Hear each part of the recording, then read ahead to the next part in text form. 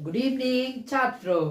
तो six chapter लेकर आया हूँ करंट इलेक्ट्रिसिटी का। इससे पहले 2 वीडियो बन चुका है, तो जो डायरेक्ट आए इस वीडियो में उनसे रिक्वेस्ट है इससे पहले का वीडियो जरूर देखें। तो आगे हम बढ़ते हैं। प्रतिरोध पे खत्म किए थे। प्रतिरोध क्या होता है? मान लो ये प्रतिरोध है, करंट है, करंट जा रहा है, बीच में आके रोक दिया। तो देखो कुछ कुछ करंट पास हो गया, लेकिन कुछ कुछ करंट यहाँ पे रुक गया। इसी को बोलते हैं प्रतिरोध, जो करंट के मार्ग में बाधा उत्पन्न करता है। अब ये बाधा प्रतिरोध किन कारकों पर निर्भर करता है, किस किस चीज पर निर्भर करता है? तो पहला है चालक की लंबाई पर निर्भर करता है। बहुत इंपॉर्टेंट, 3 मार्क्स के लिए। तो अगर इतना लंबा चालक है, हाँ, इसमें से करंट जा रहा है, तो मान लो हमको इसका करंट रोकने के लिए 2 ओम का रेजिस्टेंस लगेगा, मतलब प्रतिरोध लगेगा। अगर चालक का लंबाई बढ़ा देंगे तो हमको रेजिस्टर यानी 2 ओम से काम नहीं चलेगा, अब हमको 4 ओम का लगाना पड़ेगा। यानी जैसे ही चालक का लंबाई बढ़ाएंगे प्रतिरोध का भी मान बढ़ जाएगा। इसी को तो हम लोग बोलते हैं डायरेक्टली प्रोपोर्शनल, कि अगर चालक का लंबाई को बढ़ाएंगे, ध्यान से समझो, लेंथ अगर बढ़ेगा तो आर का भी मान क्या होगा? बढ़ेगा। एमसीक्यू उसके लिए बहुत जरूरी है। लिखने का तरीका क्या है? यदि चालक के अनुच्छेद परिच्छेद का क्षेत्रफल का मतलब क्या है? मान लो ये चालक है, इसका क्षेत्रफल ये पूरा पोर्शन, और इसका अपना एक टेम्परेचर होगा। टेम्परेचर दोनों को स्थिर रखा जाए तो चालक में प्रभावित या तो चालक का प्रतिरोध उसके लंबाई के सीधा समानुपाती होगा। ये लाइन लिखना पड़ेगा, लिख लो कॉपी में जल्दी से। तो ये सिंबल यूज कर दिए। दूसरा, अनुच्छेद परिच्छेद के क्षेत्रफल पर, वही क्षेत्रफल सिंपल में। हाँ, यदि अब देखो, इसको बोले तो इन दोनों को कांस्टेंट किए, इसको बोलेंगे तो इन दोनों को कांस्टेंट करेंगे। यदि चालक के लंबाई एवं उसका तापक्रम दोनों स्थिर हो तो उसका जो क्षेत्रफल है वो प्रतिरोध के विलोमानुपाती होगा, 1/a होगा। इसी को बोलते हैं विलोमानुपाती। मतलब सर, अगर क्षेत्रफल बढ़ेगा तो आर का मान घटेगा, एक बढ़ेगा दूसरा कमेगा। सर हिंदी में बोलिए, नया है समझ। देखो ये चालक है तो इसके लिए 2 ओम का रेजिस्टेंस लग रहा है। अब इसका क्षेत्रफल बढ़ा दिया, मोटा कर दिया चालक को। अगर ये मोटा हो गया तो और कम रेजिस्टेंस लगेगा। ये अगर मोटा हो गया तो और कम रेजिस्टेंस, इसका मोटाई बढ़ेगा तो हो सकता है भी 1 ओम में काम चल जाएगा। ये याद रखना, जितना पतला तार उसमें उतना ही ज्यादा रेजिस्टेंस का जरूरत पड़ेगा, यानी करंट को रोकने के लिए उतना ही पावरफुल रेजिस्टर लगाना पड़ेगा। अब तीसरा बात क्या? तापक्रम के साथ सीधा समानुपाती होता है, कि अगर किसी चालक का तापक्रम को बढ़ाएंगे तो रेजिस्टेंस का भी मान यानी प्रतिरोध का भी मान बढ़ेगा। कैसे सर? मान लो एक तार है, तार का टेम्परेचर 1 डिग्री सेल्सियस है, हम उसको 20 डिग्री कर दिए, तो उस पे जो प्रतिरोध लगा था अब तार पे जो लगेगा उसका मान क्या हो जाएगा? बढ़ जाएगा। पतला तार पे जब भी टेम्परेचर बढ़ाएंगे हमको रेजिस्टेंस का मान को भी क्या करना पड़ेगा? बढ़ाना पड़ेगा। लिखेंगे कैसे? ध्यान दो इसको। यदि चालक का लंबाई व अनुच्छेद परिच्छेद का क्षेत्रफल स्थिर हो तो चालक का जो प्रतिरोध है वो तापक्रम के सीधा समानुपाती होगा। अगर हम तापक्रम को बढ़ाएंगे तो रेजिस्टेंस का भी मान क्या होगा? बढ़ेगा। बस इतना याद रखो। क्या समझ में आया बात?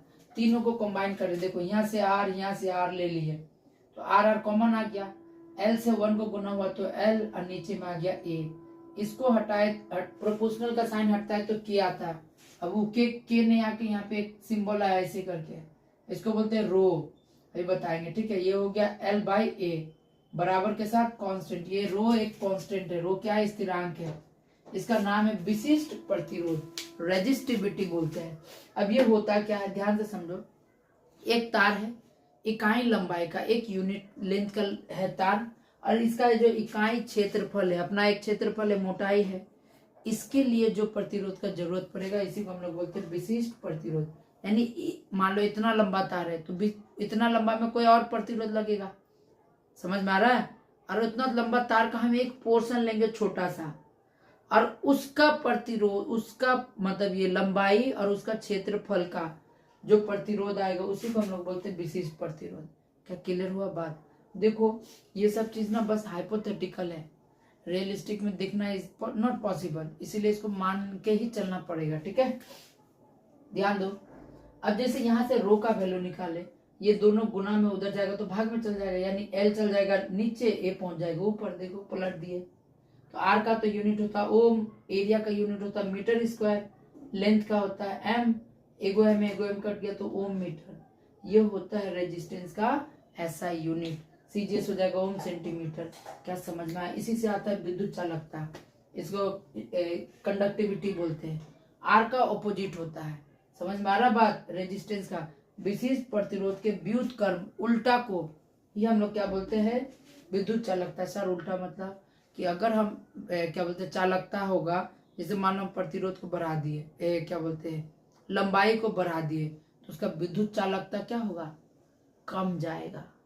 विद्युत चालन करने का क्षमता कम जाएगा। सिंपल सा बात है, छोटा तार विद्युत जल्दी चल जाएगा, लंबा तार में जाने में थोड़ा सा लेट लगेगा। बस सिंपल सा कॉन्सेप्ट है।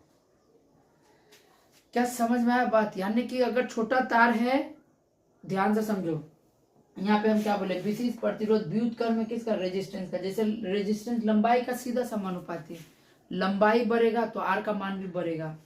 कंडक्टिविटी उल्टा हो जाएगा, लंबाई बढ़ेगा तो कंडक्टिविटी कम जाएगा।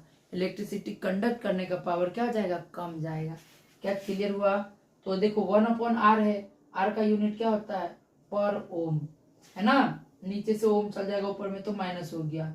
अब यहाँ पे देखो 1/ρ भी लिख सकते हैं या 1/R भी लिख सकते हैं। यहाँ पे कुछ सिंबल यूज किए, बहुत ज्यादा जरूरी है।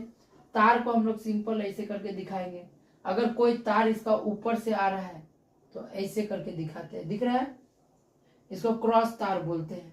प्रतिरोध को ऐसे बिजली जैसा दिखाते हैं। फिर सेल, एक सेल को हम लोग एक बड़ा सा टर्मिनल और एक छोटा, बड़ा वाला प्लस छोटा वाला माइनस से दिखाते हैं। बहुत सारा सेल को एक साथ जोड़ देंगे तब बनेगा बैटरी।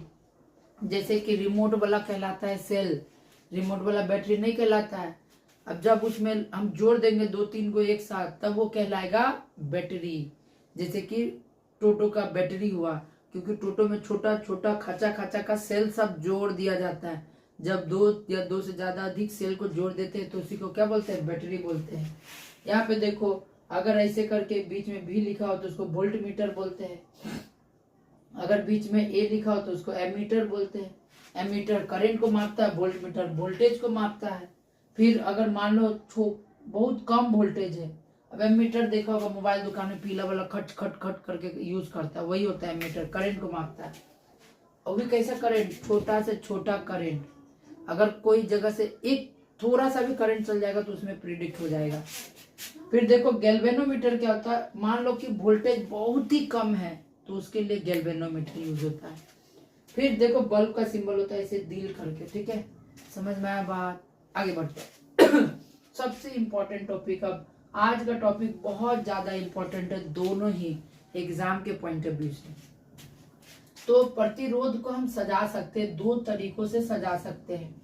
एक को बोलेंगे श्रेणी क्रम, दूसरा को बोलते हैं समानांतर क्रम, सीरीज कॉम्बिनेशन और पैरेलल कॉम्बिनेशन। जब एक ही तार में हम क्या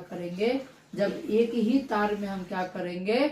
रेजिस्टेंस को लगाएंगे तो उसको बोलते हैं सीरीज कॉम्बिनेशन, मतलब श्रेणी क्रम।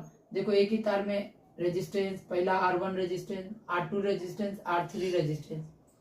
अब मजेदार बात है, देखो यहाँ पे हम एक सेल लिए, बड़ा वाला पॉजिटिव, छोटा वाला नेगेटिव।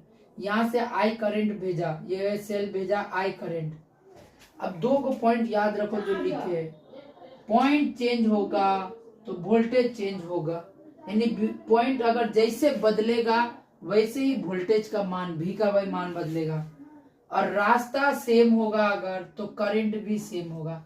चेक करो, रास्ता आई इधर से गया, यहाँ से लेके यहाँ तक तो रास्ता सेम ही है, यानी करंट का मान क्या होगा? सेम होगा सब में, आई आई आई।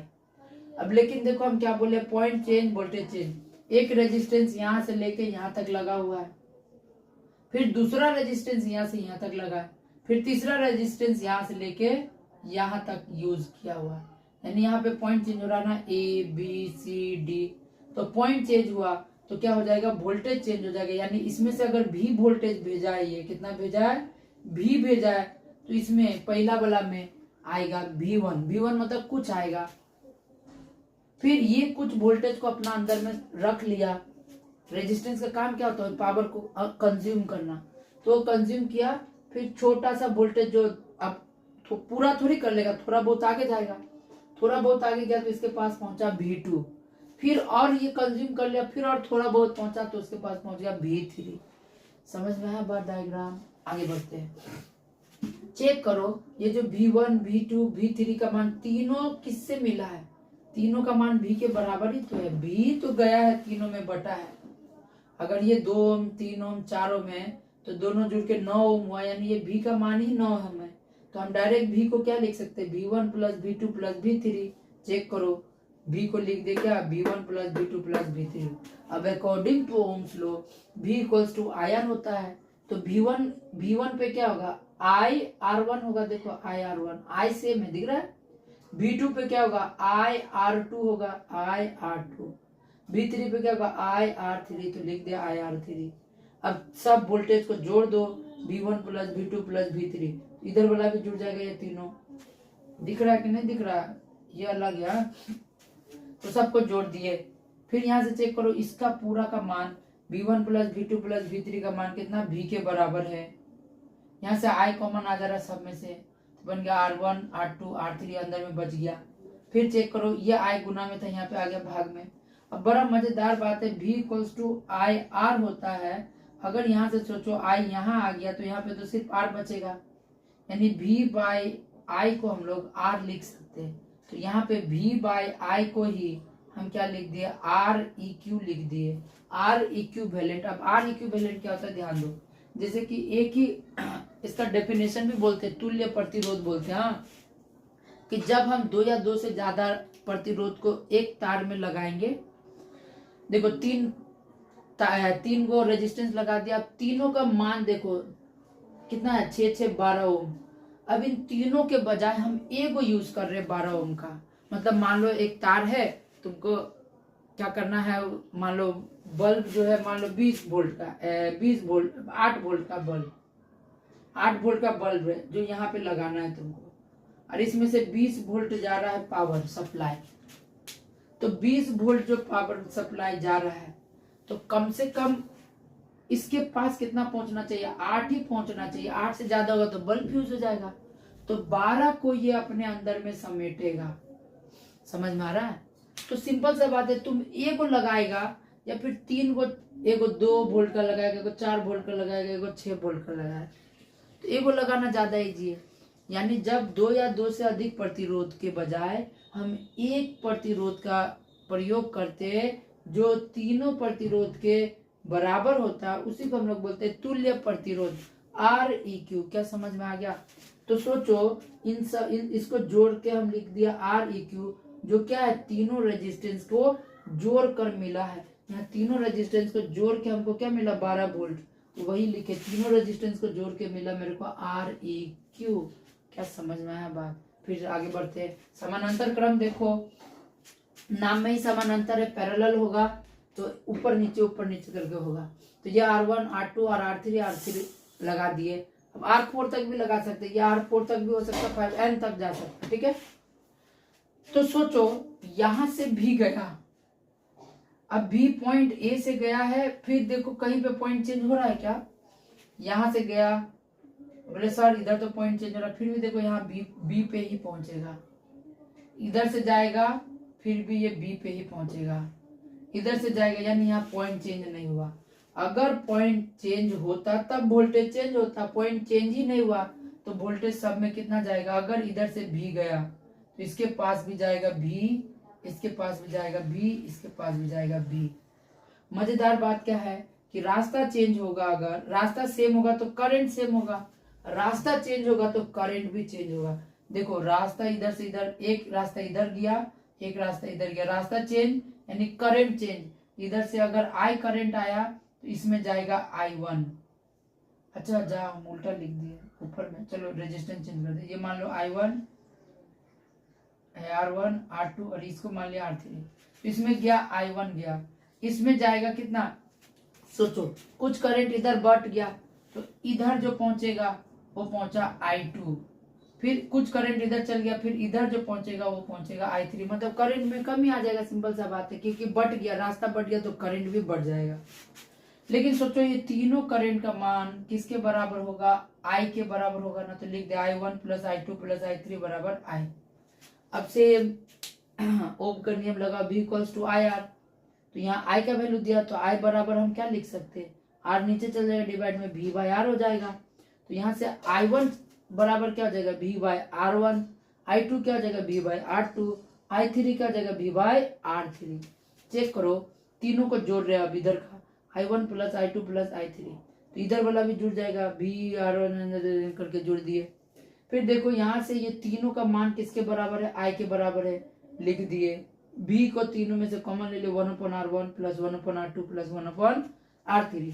यहाँ से V उधर में मल्टीप्लाई में इधर आया तो डिवाइड में चला गया, तो यहाँ पे सिर्फ यही वाला टर्म बचा। अब सोचो I बाई, जैसे V इक्वल्स टू IR होता था, है कि नहीं, तो हमको चाहिए, देखो ध्यान से समझने का कोशिश करना है। यहाँ से अगर हम I को निकालना चाहेंगे तो V बाई I बराबर R नहीं हो जाएगा, नीचे में कुछ नहीं तो 1 है, इसको पलट देंगे। हमको देखो V I बाई V चाहिए, यहाँ V बाई I है, तो इसको पलट देंगे, तो इधर से 1/R के बजाय में क्या हो जाए, R ऊपर है, R नीचे आ जाएगा 1/R, और इधर में I चल जाएगा ऊपर, आ गया V, यानी I बाई V को हम क्या लिख सकते हैं 1/R, तो इसी की जगह 1/R इक्विवेलेंट किसके बराबर है, इन तीनों को जोड़ेंगे तब, यानी पैरेलल में फॉर्मूला ये होगा और सीरीज का फॉर्मूला ये होगा। क्या समझ में आया बात, जल्दी से नोट करो, अभी न्यूमेरिकल हम खत्म करेंगे।